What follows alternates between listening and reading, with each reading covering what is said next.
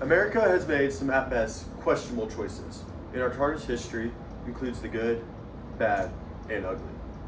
But even with this record, our government is commonly regarded as the greatest ever created. So what makes our government so exceptional?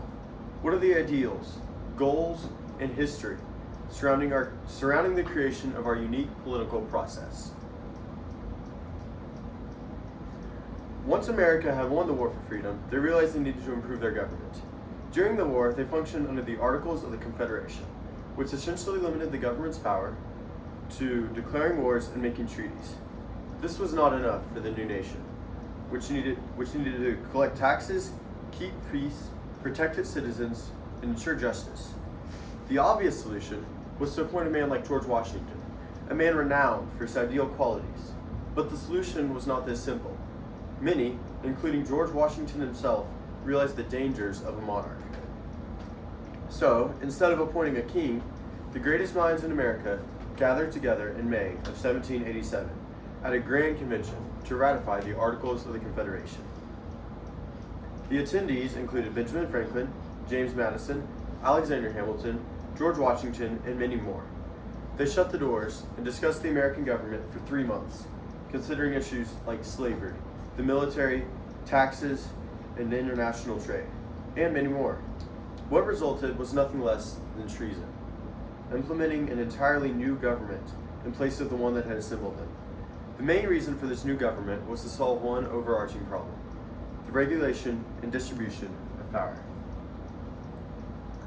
After all, the whole reason that America became its own country was because Britain was abusing its power.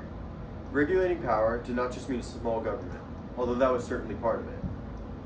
The government, states, and people all wanted power, and all must be given it, but none to such an extent that it could jeopardize the powers of another group.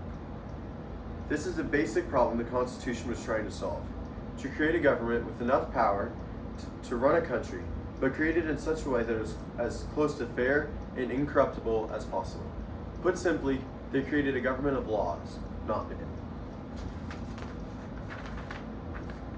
This is set up as a complex system of checks and balances, ensuring no one part of the government can make any major decisions without approval from another part. The executive branch consists of an elected president and their advisors. This branch is detailed in Article 2 of the Constitution. This branch has great power, but is limited in that it is limited in that the president cannot declare war, make laws, or decide how federal money will be spent. The legislative branch is made up of the House and Senate, known collectively as Congress. Among other powers, the legislative branch makes all laws, declares war, regulates interstate and foreign commerce, controls taxes and spending policies. The legislative branch is detailed in Article 1 of the Constitution. The judicial branch consists of the U.S. Supreme Court and smaller courts.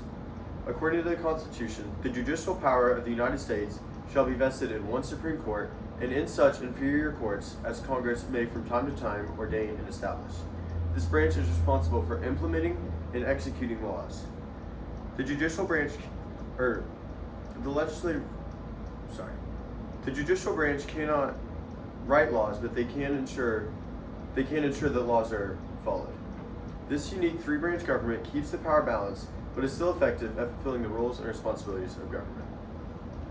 On top of the three-branch system, there are even more ways that power is distributed. One of the most unique ways that states' power is distributed is through the Electoral College. In the Electoral College, each state receives at least one vote per senator, so 2 votes per state. On top of that, they receive additional votes for each representative. This ensures that even the least populated states receive at least 3 electoral votes, while bigger states are still allotted more representation. Each state and person is represented without giving dominating power to the big states. In conclusion, the American government was carefully designed to distribute power, keep peace, and ensure justice. Thank you.